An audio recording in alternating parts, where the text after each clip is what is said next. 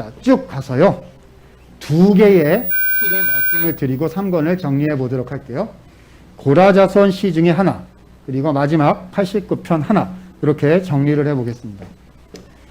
자, 첫 번째 고라자손 시인 84편으로 가서 이것이 무슨 뜻인지를 한번 생각해 보도록 하시죠. 자, 84편 고라자손의 시가 되겠고요. 자, 1절과 2절 읽고 시작해 보도록 하겠습니다. 1절, 2절 갑니다. 시작. 만군의 여호와여,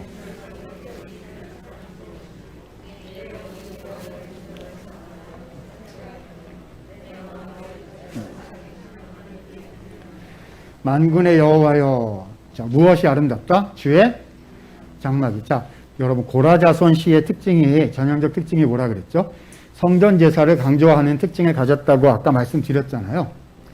84편은 탁 열자마자 아까 우리가 42편, 43편에서 봤던, 그렇죠? 목마른 사슴 시냇물을 찾아, 그 시랑 느낌이 되게 비슷하다는 것을 알게 됩니다. 자, 하나님의 성전을 사모한다는 고백이 나옵니다. 자, 그런데 3절에 보니까 나의 왕 나의 하나님 여호와여, 주의 제단에서 참새도 제집을 얻고 제비도 새끼도 보금자리를 얻었나이다. 쉽게 말하면 참새와 제비가 부럽다는 거예요. 여러분, 이 구절 되게 많이 보셨는데 이게 무슨 말이라고 생각하세요? 그렇죠? 저 교회에는 새 집을 지어야죠. 그렇죠? 자연 보호하고 환경 보호하고, 저 역시 참새가 제맛이죠. 뭐 이렇게 생각하실 거예요. 그런 말이 아니에요. 참새 제비가 부럽다는 말은 무슨 뜻인 거죠? 이 고라자손이요, 아까 4243이랑 비슷한 거예요. 딴 데 가 있는 거예요. 그죠? 그래서 성전에 돌아가고 싶은데 갈 수가 없어. 근데 누구는 성전에서 살아요? 참새랑 제비는 성전에서 살고 있으니까 참새 제비도 부럽도다. 이렇게 얘기를 하고 있는 중인 거죠. 보세요. 4절. 주의 집에 사는 자들은 복이 있나니. 참새 제비를 말하는 것이고, 사실은 누구도, 우리도 돌아가고 싶어요, 이런 말이거든요. 자, 5절부터 정말 은혜로운 구절들인데, 주께 힘을 얻고 그 마음에 시온의 대로가 있는 자는 복이 있나이다. 자, 성경 원문에 보면 시온에라는 말은 없습니다. 그건 번역하면서 의역해서 집어넣은 거예요. 마음에 대로가 있다, 이게 그 구절의 내용입니다. 여러분, 저 한번 보실까요? 마음에 뭐가 있어요? 대로가 있어요. 여러분, 근데 지금 돌아갈 수 있다 없다? 없다는 거예요. 그러면 사람들은 뭐 하겠죠? 포기하겠죠. 근데 고라자손은 하나님의 장막을 사모하기 때문에요, 마음에 대로가 있어요. 돌아갈 수 없는데도, 갈 수 없다는 것을 알지만, 불가능하다는 것을 알지만 마음의 대로를 포기하지를 않는 거죠. 주여, 돌아갈 줄로 믿고 소망하나이다. 돌아갈 수 없는데요. 자, 그래서 뭐라고 고백하느냐? 그 다음 구절 보세요. 그들이 눈물 골짜기로 지나갈 때에 많은 샘이 있을 것이며 비는 비가 복을 채워주나이다. 이 한국말 성경으로 좀 의역을 해놓은 것인데, 자, 이걸 좀 쉽게 풀면 이런 거예요. 자, 눈물 골짜기로 지나간다는 거예요. 이 눈물 골짜기란 뭐냐 하면 못 돌아간다는 얘기죠. 돌아가려면 눈물이 너무 쏟아져가지고, 그렇죠? 이게 돌아갈 수 없는 불가능의 골짜기란 뜻입니다. 그런데 뭐라고 되어 있습니까? 그곳에 많은 샘이 있을 것이며 복을 내려주신다. 이런 말이죠. 눈물 골짜기를 지나가면 하나님의 복으로 그것을 채워주셔서 그게 복의 샘물로 바뀐다는 뜻인 거예요. 그렇죠? 뭘 말하는 거죠? 이거 다 마음의 대로를 얘기하고 있는 겁니다. 어디로 돌아가는 대로죠? 시온으로, 성전으로 돌아가는 대로. 그래서 7절에 그들은 힘을 얻고 더 얻어 나아가서 시온에서 하나님 앞에 나타날 것입니다. 여러분, 마음의 대로를 가지셔야 되는 거예요. 그렇죠? 시편은 자꾸 마음을 주님께 드리라고, 불가능한 상한 심령을 하나님께 마음을 드리라고 얘기합니다. 그러면 그 눈물 골짜기가 복된 샘물로 바뀌어가지고요, 진짜 마음의 대로가 현실의 하나님의 응답으로, 그 대로로 나타나게 될 것이다. 지금 84편은 그렇게 얘기하고 있는 중인 거죠. 그래서 쭉 내려가서 10절에 보면 주의 궁정에서의 한 날이 다른 곳에서의 첫날보다 나은즉 악인의 장막에 사는 것보다 하나님의 성전 문지기로 있는 것이 좋사오니.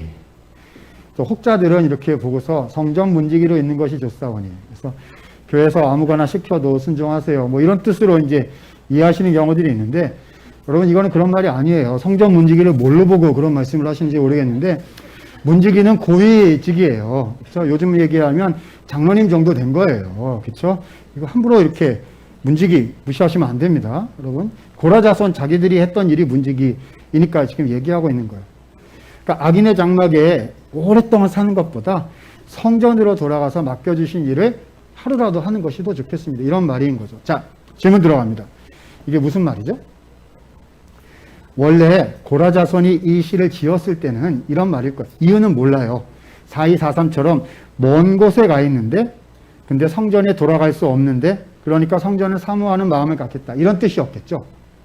근데 지금 3권이 수집이 되었단 말입니다. 지금 자, 이 이스라엘 사람들은 유다 사람들은 어디서 이 노래를 부르고 있죠? 바벨론에 가서 이 노래를 부르고 있어요. 예루살렘 성전은 이제 진짜로 없어요. 좀 떨어져 있는 정도가 아니라 불타가지고 성전이 없고 나라도 없고 돌아가는 길은 진짜 없어요. 그래도 우리는 노래를 부르겠다는 겁니다. 그래도 우리는 마음의 대로가 여기에 있다는 거죠. 여러분 신약시대에 사는 우리는 이 노래를 어떻게 불러야 될까요? 이 땅 가운데 순례자로서 천성을 향하여 믿음의 삶을 살아가는 그 마음의 대로를 가지고 살아야 되는 거죠. 그렇죠? 하나님 나라를 여기서 이루면서 그 천성을 향해서 돌아가는 하늘길의 순례자로서 살아가는 그런 모습을 우리에게 또 보여주고 있다고 생각이 됩니다. 여러분 이 고라자손 느낌이 바벨론 포로기에 불렀던 느낌이 뭘지 확 좀 다가오시죠? 자, 마지막 시 89편으로 가서 핵심적인 내용 살펴보고 마치도록 하겠습니다. 좀 길어요. 자, 핵심적인 구절만 보도록 합니다. 자, 89편은요, 크게 두 부분으로 나눠집니다. 1절부터 37절이 전반부가 되겠고요. 38절부터 52절이 후반부가 되겠습니다. 1절부터 37절의 내용이 뭐냐 하면요. 하나님께서 주신 다윗 언약이 그렇죠? 성취될 것이라는 것을 노래하고 있고요. 그래서 이 내용은 72편과 저 굉장히 그 메시지가 유사합니다. 와, 72편이 빵빠레 터트리면서 끝나더니 3권 마지막엔 89편도 빵빠레를 터트리려나 보다 라는 생각이 들 정도예요. 끝날 때는 빵빠레구나 이렇게 생각이 들 정도거든요. 근데 전반부가 그렇다는 거예요. 자, 몇 구절만 체크해 보도록 하겠습니다. 1절 내가 여호와의 인자하심을 영원히 노래하며 주의 성실하심을 내 입으로 대대 알게. 인자하심과 성실하심 밑줄 쭉쭉 치십니다. 인자라는 말이 무슨 뜻이라 그랬죠? 약속을 반드시 지키시는 신실하심이다. 지난 시간부터 얘기하고 있어요. 그렇죠?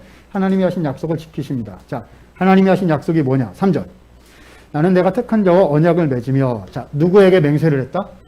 내 종 누구에게? 다윗에게 맹세를 했다.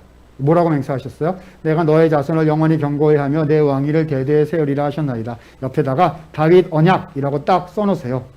사무엘하 7장이라고 딱 써놓으세요. 그래서 1절부터 37절까지는요. 전부 다 사무엘하 7장에 나온 그 다윗 언약을 하나님께서 반드시 이루어 주신다고 약속해 주셨다. 약속을 노래 버전으로 만들어 놓은 것입니다. 몇 개만 챙겨볼게요. 20절 가서 보십니다. 쭉 내려가서 20절. 내가 내 종 다윗을 찾아내어 나의 거룩한 기름을 그에게 부었도다. 그래서 다윗을 왕 삼아주셨다는 거예요. 24절. 나의 성실과 인자가 그와 함께하리니 내 이름 알며 그의 뿔이 높아지리로다. 26절 볼까요? 그는 내게 부르기를 주는 나의 아버지시요. 27절. 나는 그를 나의 장자로. 아버지 아들 얘기. 아버지 아들 얘기 이거 다윗 언약에 나온다고 얘기했었는데요. 지난 시간에 했던 시편 제2편에서도 너는 내 아들이라 오늘날 내가 너를.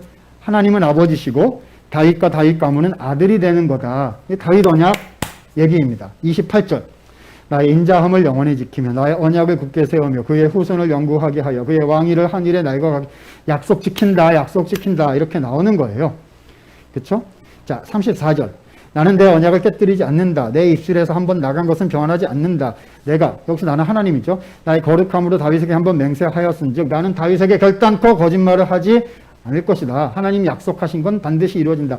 그의 후손이 장구하고 그의 황위는 밑줄 해같이 내 앞에 항상 있으며 궁창의 확실한 증인은 밑줄 달같이 영원히 경고하리라. 해처럼 달처럼 경고하리라 라는 말은 어디에 나왔었냐 하면 아까 시편 2편에서 2권에서 빵빠레 터뜨렸던 72편에 있었어요. 그죠? 쭉 다 가지고 들어온 겁니다. 와, 빵빠레구나, 빵빠레구나. 우리 요즘 젊은이들 말로 같으면 하늘을 찍고 우주로 나가는, 그쵸? 상승곡선에, 그쵸? 최강 상승곡선을 그리는 중인 거죠. 그런데 38절부터 52절까지, 그쵸? 요즘 청년들 말로 하면 대반전이 여기서 일어나게 됩니다. 대반전이 일어나요. 여러분, 롯데월드 가보셨어요? 그쵸? 아니면 그런 거 얘기 들으신 적 있어요? 이름이 잘 기억이 안 나는데 그거 뭐죠? 올라가서 떨어뜨리는 거 있잖아요. 자이로드롭. 청년 때 타봤어요. 그렇죠?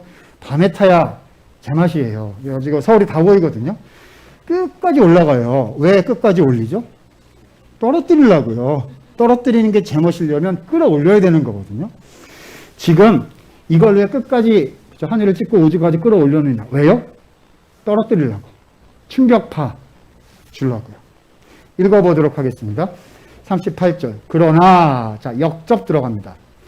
주님은 주의 기름 부음 받은 자에게 노하사 물리쳐 버리셨으며. 하나님이 저 주님의 기름 부음 받은 왕을, 그쵸? 버렸다는 거예요. 주의 종의 언약을 미워하사 그의 권을 땅에 던져 욕들. 하나님은 언약을 반드시 지키시는 분이세요. 하나님은 언약을 버리시는 분이 아니신데 버리셨다는 거예요. 그렇죠? 43절. 다윗의 칼날을 둔하게 하사 전장에서 더 이상 버티지 못하게 하셨으며. 아까는 열방이 와서 복종할 거라 그랬거든요. 근데 열방한테 전쟁에서 졌어요. 쭉 중간에 읽어보시고 쭉 내려가서 49절. 주여 주의 성실하심으로 다윗에게 맹세하신 그 전에, 자, 밑줄 쫙, 인자하심은 어디 있나이까? 하나님 그때 약속하셨던 주님의 인자하심 도대체 어디다가 갖다 두셨습니까? 왜 이러십니까? 라고 이야기하고 있는 거죠. 38절부터 52절은요. 하나님께서 다윗 언약을 버리셨습니까? 라는 질문을 던지고 있는 내용입니다. 그렇죠? 왜죠? 나라가 망했거든요. 그 나라는 다윗의 후손의 나라는 영원해서 열방을 다스리게 될 거라고 하셨는데 586년에 나라가 망해서 눈 떠보니까 어디 와 있어요? 바벨론의 포로로 망해가지고 와 있다는 겁니다. 우리는 그냥 예수님이 오셔서 회복하신다고 생각해서 하나도 충격을 받지 않는데요. 당시 현장에 있었던 사람들은 어마어마한 충격을 받고 질문에 질문, 눈물에 눈물을 거듭했을 거거든요. 여러분 3권의 내용이 뭘까요? 73편, 저 흔들리는 것으로부터 시작해서 89편으로 오는 이 3권의 내용은 뭘까요? 2권은 다윗 언약이 반드시 이루어진다는 기대감이 충만한 게 2권이라면 3권은 다윗 언약은 실패한 것입니까? 하나님 다윗 언약을 버리신 것입니까? 라는 질문을 던지고 있다는 것입니다. 자, 여러분, 다윗 언약 실패한 겁니까? 이때는 실패한 것처럼 보였거든요. 다윗 언약 실패한 겁니까? 물론 우리의 구주이신 예수님이 오셔서 다윗의 후손으로 오셔서 모든 걸 이루시니까 당연히 실패하지 않은 것이죠. 그렇지만 이 시편의 이 시점에 있어서 하나님의 약속이 실패했냐는 이 질문은 매우 적절한 질문이었고 반드시 던져야 하는 공동체의 찬양과 기도였다는 거예요. 우리의 삶 속에서도요. 하나님이 약속을 주셨는데 그 약속이 더디 이루어지는 것처럼 보일 때가 있고요. 때로는 하나님이 그 약속에 관심이 없으신 것처럼 생각이 될 때가 있고요. 어떤 때는 하나님이 그 약속을 그냥 버린 것처럼 생각이 되는 때가 있습니다. 그때 어떻게 하실래요? 주님 버렸으니까 나도 그 약속 버리겠다. 그렇죠? 하나님이 안 챙기는데 내가 왜 챙기냐? 이렇게 하실 건가요? 공동체는 3권을 통해서 마음을 또 꺼냈어요. 그죠? 그래서 그들의 정직한 마음의 기도를 하나님께 드렸다는 겁니다. 이걸 담대한 기도라고 교회 좋은 말로 담대하는 기도라고 얘기하고요. 멋있는 말로는 마음을 쏟는 정직한 기도 뭐 이렇게 얘기하기도 하고요. 솔직히 얘기하면 그냥 가서 우는 거죠. 몸부림치는 거고요. 그냥 들이미는 거고요. 그렇죠? 하나님 앞에 가가지고 이럴 수 있느냐고 떼쓰는 이해가 안 되거든요. 공동체가 하나님 앞에 나아가서 마음을 드렸던 이 역사의 현장을 우리는 시편 3권을 통해서 보고 있는 것입니다. 오늘 2권, 3권 통해 가지고요, 여러분. 하나님께 마음을 드리면서 나아가실 수 있는 우리 모든 성도님들이 되셨으면 좋겠어요. 개인 버전이든 공동체 버전이든 말이죠. 이해가 안 되면 말씀 가지고 가서 하나님 앞에 가는 거죠. 자, 그러면 이 질문에 대한 대답은 어디에 나오는 걸까요? 4권과 5권에서 하나님께서 이 시편 내용을 통해서 답변을 주실 겁니다. 그 부분은 이 세 번째 시간에 다음 주에 그때 4권과 5권 통해서 말씀드리도록 할 거고요. 시편은 뒤로 갈수록 훨씬 더 다이내믹해집니다. 2권에서 3권으로 갈 때 되게 역동적으로 확 바뀐 거 보이시죠?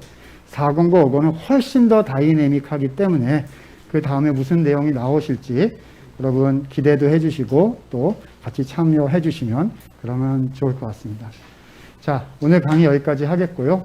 제가 한번 기도하고 마무리할 수 있도록 그렇게 하겠습니다. 은혜가 많으신 하나님, 부족한 사람 시편 말씀